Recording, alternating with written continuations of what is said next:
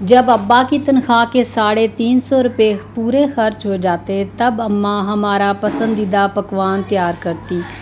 ترکیب یہ تھی کہ سوکھی روٹیوں کے ٹکڑے کپڑے کے پرانے تھیلے میں جمع ہوتے رہتے اور مہینے کے آخری دنوں میں ان ٹکڑوں کی قسمت کھلتی۔ پانی میں بھگو کر نرم کر کے ان کے ساتھ 1-2 مٹھی بچی ہوئی دالیں سل بٹے پر پسے مسالے کے ساتھ دیگچی میں ڈال کر پکنے چھوڑ دیا جاتا، حتیٰ کہ مزیدار حلیم سا بن جاتا اور ہم سب بچے وہ حلیم انگلیاں چاٹ کر ختم کر جاتے۔ اماں کے لیے صرف دیچکی کی تہہ میں لگے کچھ ٹکڑے ہی بچتے۔ اماں کا کہنا تھا کہ کھرچن کا مزہ تم لوگ کیا جانو، اور اماں ایسی سگڑ تھیں کہ ایک دن گوبھی پکتی اور اگلے دن اسی گوبھی کے پتوں اور ڈنڈلوں کی سبزی بنتی، اور یہ کہنا مشکل ہو جاتا کہ گوبھی زیادہ مزے کی تھی یا اس کے ڈنڈلوں کی سبزی۔ اماں جب بھی بازار جاتی تو غفور درزی کی دکان کے کونے میں پڑی قطرنوں کی پوٹلی بنا کے لے آتی۔ کچھ عرصے بعد یہ قطرنیں نئے تکیے کے غلافوں میں بھر دی جاتی، کیونکہ اماں کے بقول ایک تو مہنگی روئی خریدو اور پھر روئی کے تکیوں میں جراثیم بسیرا کر لیتے ہیں، اور پھر قطرنوں سے بھرے تکیوں پر اماں رنگ برنگے دھاگوں سے شیر کاٹ دیتی۔ کبھی لاڈ آ جاتا تو ہنستے ہوئے کہتی، تم شہزادے شہزادیوں کے تو نخرے ہی نہیں سماتے جی، سوتے بھی شاعری پر سر رکھ کے ہو۔ عید کے موقع پر محلے بھر کے بچے غفور درزی سے کپڑے سلواتے، ہم ضد کرتے تو اماں کہتی وہ تو مجبوری میں سلواتے ہیں، کیونکہ ان کے گھروں میں کسی کو سینہ پرونا نہیں آتا۔ میں تو اپنے شہزادے شہزادیوں کے لیے ہاتھوں سے کپڑے سیوں گی۔ جمعۃ الوداع کے مبارک دن ابا لٹھے اور پھولدار چھینٹ کے 2 آدھے آدھے تھان جانے کہاں سے خرید کر گھر لاتے۔ لٹھے کے تھان میں سے ابا اور تینوں لڑکوں کے اور چھینٹ کے تھان میں سے دونوں لڑکیوں اور اماں کے جوڑے کٹتے، اور پھر اماں ہم سب کو سلانے کے بعد سحری تک آپا نصیبن کی دیوار ملے کوارٹر سے لائی گئی مشین پر سب کے جوڑے سیتی۔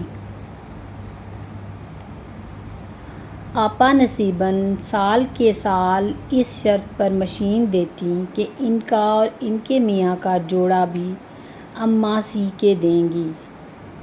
ہم بہن بھائی جب ذرا ذرا سیانے ہوئے تو ہمیں عجیب سا لگنے لگا کہ محلے کے باقی بچے بچیاں تو نئے نئے رنگوں کے الگ الگ چمکیلے سے کپڑے پہنتے ہیں، مگر ہمارے گھر میں سب ایک ہی طرح کے کپڑے پہنتے ہیں۔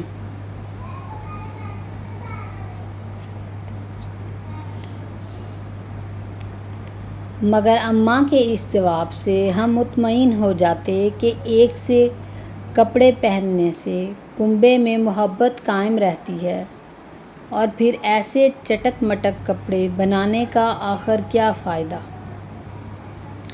جنہیں تم عید کے بعد استعمال ہی نہ کر سکو۔ چھوٹی عید یوں بھی واحد تہوار تھا جس پر سب بچوں کو ابا 1-1 روپے کا چاند تارے والا بڑا سکہ دیتے تھے۔ اسی کے انتظار اور خرچ کرنے کی منصوبہ بندی میں چاند رات آنکھوں میں ہی کٹ جاتی۔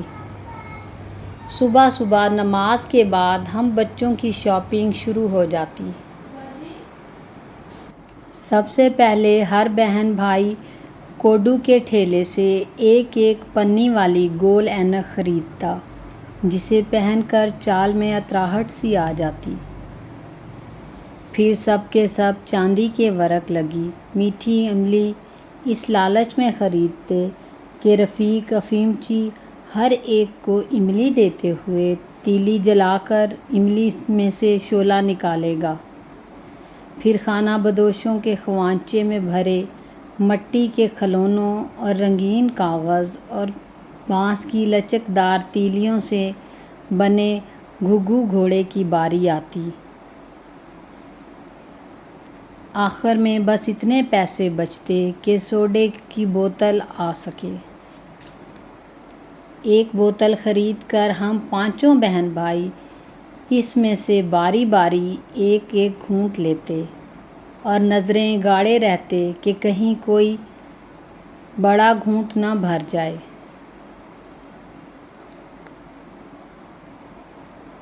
پیسے ختم ہونے کے بعد ہم دوسرے بچوں کو پٹھان کی چھرے والی بندوق سے رنگین اور مہین کاغذ سے منڈھے جو چھوبی خانچے پر لگے غبارے پھوڑتے بڑی حسرت سے دیکھتے رہتے۔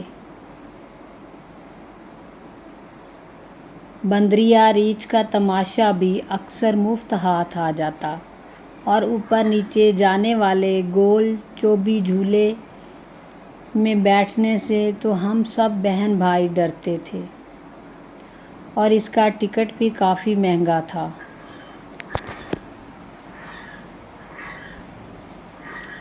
بقرعید پر سب کے ہاں قربانی ہوتی سوائے ہمارے، مگر یہاں بھی اماں کی منطق دل کو لگتی کہ جو لوگ کسی وجہ سے دنیا میں قربانی نہیں کر سکتے ان کے بکرے اللہ میاں اوپر جمع کرتا رہتا ہے۔ جب ہم اوپر جائیں گے تو ایک ساتھ سب جانور قربان کریں گے انشاءاللہ۔ ایک دفعہ گڑیا نے پوچھا کہ اماں کیا ہم جلدی اوپر نہیں جا سکتے؟ ہر سوال پر مطمئن کر دینے والی اماں چپ سی ہو گئیں اور ہمیں صحن میں چھوڑ کر اکلوتے کمرے میں چلی گئیں۔ ہم بچوں نے پہلی بار کمرے سے سسکیوں کی آوازیں آتی سنیں مگر جھانکنے کی ہمت نہ ہوئی۔ سمجھ میں نہیں آیا کہ آخر گڑیا کی بات پر رونے کی کیا بات تھی۔ کوئی 6-7 ماہ بعد ایک دن اماں باورچی خانے میں کام کرتے کرتے گر پڑیں۔ ابا نوکری پر تھے اور ہم سب سکول میں۔ گھر آ کر پتہ چلا کہ آپا نصیباً اماں کی چیخ سن کر دوڑی دوڑی آئیں اور پھر گلی کے نکڑ پر بیٹھے والے ڈاکٹر محسن کو بلا لائیں۔ ڈاکٹر صاحب نے کہا اماں کا دل اچانک ساتھ چھوڑ گیا ہے۔ تدفین کے بعد ایک روز گڑیا نے میرا بازو زور سے پکڑ لیا اور یہ کہتے ہوئے پھوٹ پڑی خود تو اوپر جا کر اگلی عید پر اکیلے اکیلے بکرے کاٹیں گی اور ہمیں یہیں چھوڑ گئی۔